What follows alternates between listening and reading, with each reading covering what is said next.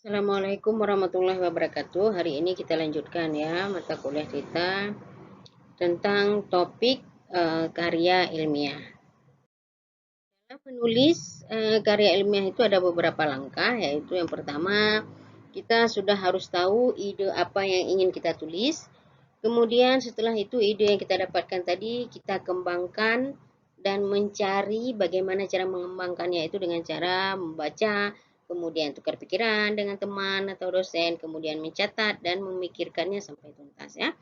Selanjutnya, setelah ide itu didapatkan, kita pilih topik dari beberapa pilihan ide. Ide itu bisa 5 misalnya. Nah, tapi topik yang penting daripada ide-ide itu apa misalnya. Jadi kita pilih topik di antara beberapa ide yang kita dapatkan. Lalu topik tadi itu dibatasi dengan tema tertentu. Jadi jangan terlalu luas dan jangan terlalu mengecil, ya.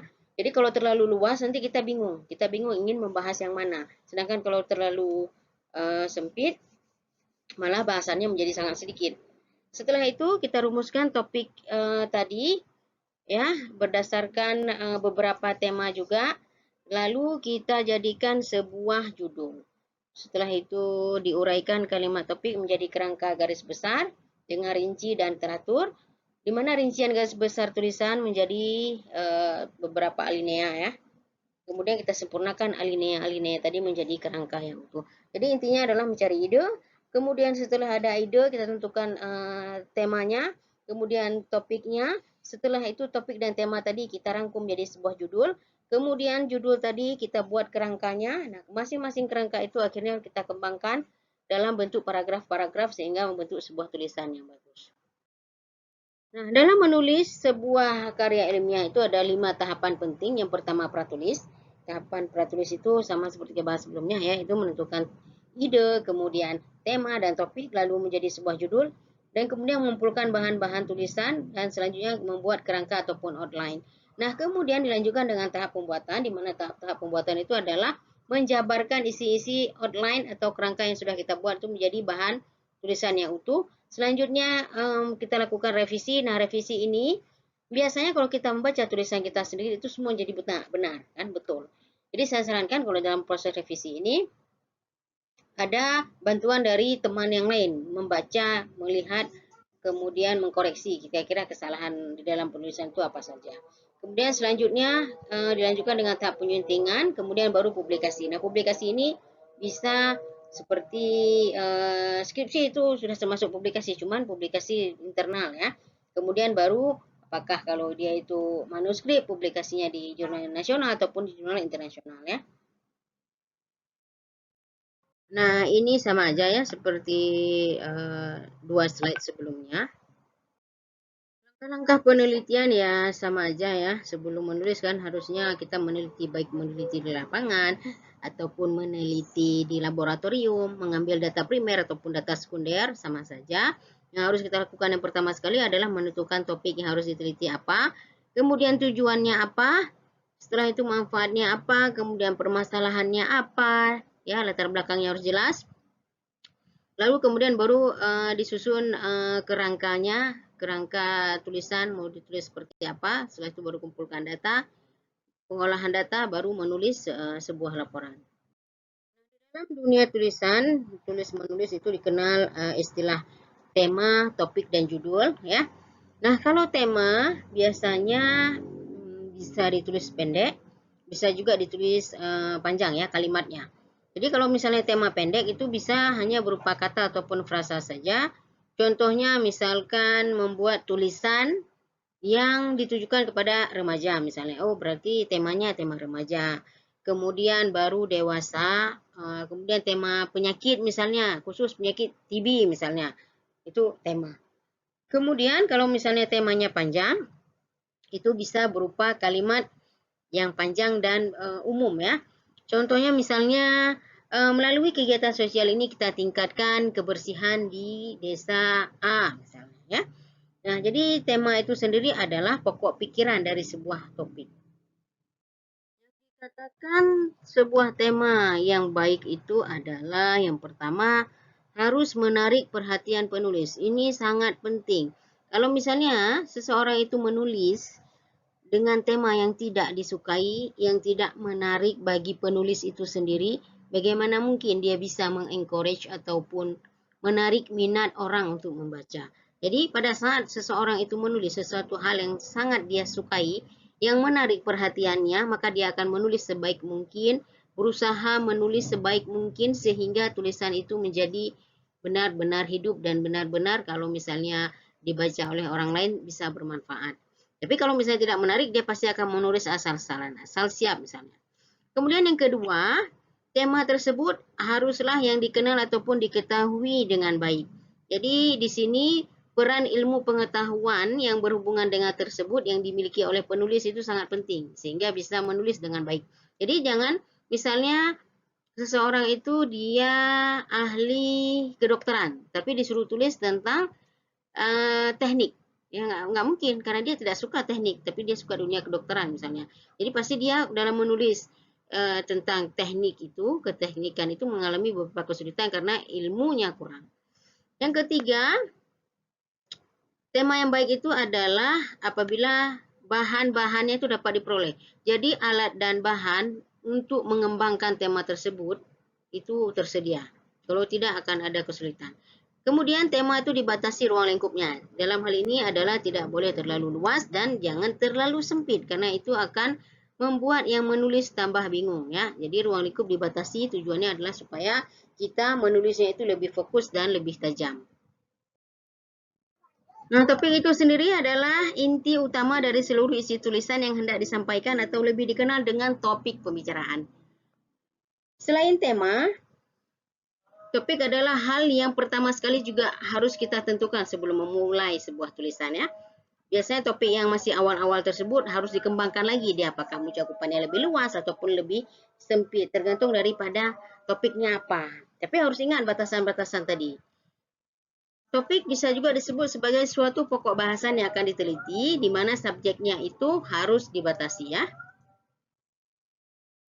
Ciri-ciri daripada topik yang baik diantaranya yang pertama adalah mencakup semua isi tulisan ya. Kemudian mampu menjawab pertanyaan masalah ya. Kemudian cakupan dari isi permasalahannya juga masih bersifat umum. Biasanya dia tersusun dari satu kata ataupun dua kata yang singkat. Beda-beda tipis lah dengan tema ya. Dan yang paling penting harus ada batasannya. Nah, cara membatasi topik yaitu yang pertama yang bisa dilakukan yang pertama tetapkan topik yang ingin kita tulis itu dalam keadaan sentral ya. Setelah itu kita tanya pada diri kita sendiri ataupun kita cari jawabannya apakah topik yang kita pilih tadi itu bisa dijabarkan lagi secara rinci. Kalau misalnya bisa dijabarkan maka letakkanlah rincian itu di sekitar lingkaran tadi ya. Kemudian baru kita pilih rincian daripada topik yang kita pilih tadi. Kita mau pilih yang mana? Persamaan tema dan topik adalah dua-duanya itu bisa dijadikan bagian daripada judul tulisan ya.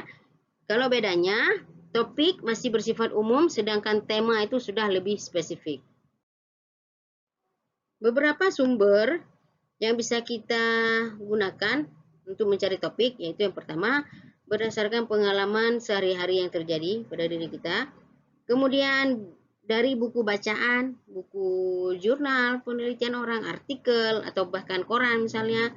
Kemudian diskusi dengan teman, tanya jawab dengan dosen juga bisa. Kemudian melalui pengamatan langsung, bisa juga karena imajinasi kita, bisa juga berdasarkan beberapa sumber pendapat dari beberapa ahli misalnya dari tokoh-tokoh ataupun dari sekitar kita. Selanjutnya setelah kita memikirkan topik dan tema, maka selanjutnya dalam sebuah tulisan terciptalah sebuah judul ya. Nah, di mana judul sendiri adalah jabaran daripada topik dan tema tadi yang kita sudah bahas. Kemudian bisa dijadikan sebagai bagian promosi untuk menarik minat para pembaca. Jadi pada saat judul itu sudah dibaca ataupun oleh pembaca, maka kalau misalnya menarik judulnya maka pasti dibaca ya. Jadi dalam menulis judul itu juga tidak bisa asal-asalan. Kemudian sering tertulis tentang permasalahan yang akan dibahas ya. Dari segi kalimat dia lebih panjang daripada tema dan topik. Jadi judul ini adalah yang paling pertama dibaca oleh orang. Jadi kalau misalnya judulnya itu cara menulisnya itu asal-asalan dan tidak mencakup apa isi permasalahan di dalam tulisan kita, maka biasanya tidak akan dibaca oleh orang ya. Beberapa syarat judul yang baik sudah pasti harus relevan, lalu ada hubungannya dengan isi tulisan kita, ada sifat provokatifnya sedikit ya, dapat sehingga bisa menimbulkan hasrat ingin tahu para pembaca dengan judul yang kita tulis tadi, bukan provokasi seperti emosional dan sebagainya ataupun lebih ke subjektif, bukan, tapi di sini maksudnya provokatif itu adalah pada saat kita merangkai sebuah judul itu bisa mengajak orang untuk membaca, ingin tahu dia apa isinya. Kemudian sudah pasti harus singkat, mudah dipahami dan enteng diingat. Jadi singkat, jelas dan padat. Artinya sudah singkat tapi mencakup isinya semua, kemudian juga menarik ya. Dan gampang diingat yang paling penting. Jadi kalau panjang-panjang sekali kalimatnya udah, apalagi kalau udah pakai titik koma, titik dua dan sebagainya, itu sudahlah ya. Kemudian judul sebaiknya dia ditulis dalam bentuk frase. Ada dua jenis judul secara umum. Yang pertama judul langsung. Nah, judul langsung ini adalah judul yang erat kaitannya dengan bagian utama daripada sebuah tulisan, sehingga hubungannya dengan bagian utama sangat jelas. Sedangkan judul yang tidak langsung adalah judul yang tidak ada hubungan langsung ya. Yang tidak langsung hubungannya dengan bagian utama daripada sebuah tulisan, tetapi dia menjiwai seluruh isi karangan ataupun tulisan tersebut. Ada beberapa fungsi judul yang penting, yaitu yang pertama adalah identitas ataupun cerminan dari karya tulis itu sendiri. Kemudian temanya itu mampu menjelaskan diri dan menarik sehingga orang mau membacanya ataupun mampu mengundang orang lain untuk membaca dan mempelajari isinya. Kemudian adalah gambaran global tentang arah, maksud, tujuan, dan ruang lingkup dari tulisan itu sendiri. Dan relevan dengan seluruh isi daripada tulisan, masalah, maksud, kemudian tujuannya, dari topik dan tema dapat juga diangkat menjadi sebuah judul dari karangan ya.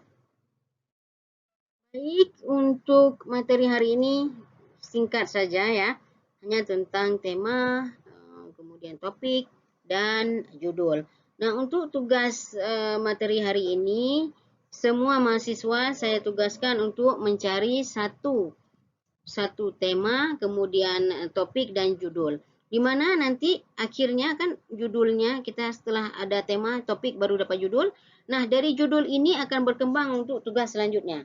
Ya, tugas selanjutnya nanti tunggu instruksi dari saya. Jadi pada saat pembahasan bab 1 misalnya pendahuluan, maka dari judul yang sudah Anda buat ini Anda kembangkan ke dalam latar belakang, permasalahan, tujuan, maksud dan manfaat misalnya. Kemudian setelah bab 1 pendahuluan itu selesai, minggu depannya kan kita akan lanjut lagi dengan daftar pustaka misalnya. Nah, tugas itu dilanjutkan lagi. Nah, jadi kita luaran daripada mata kuliah ini adalah sebuah tulisan ilmiah. Jadi saya harapkan bisa sampai dengan daftar pustaka kita tulis nanti. Tapi penulisannya itu sesuai dengan instruksi saya. Jadi sesuai dengan materi. Jadi pada saat materi pendahuluan, buat pendahuluan.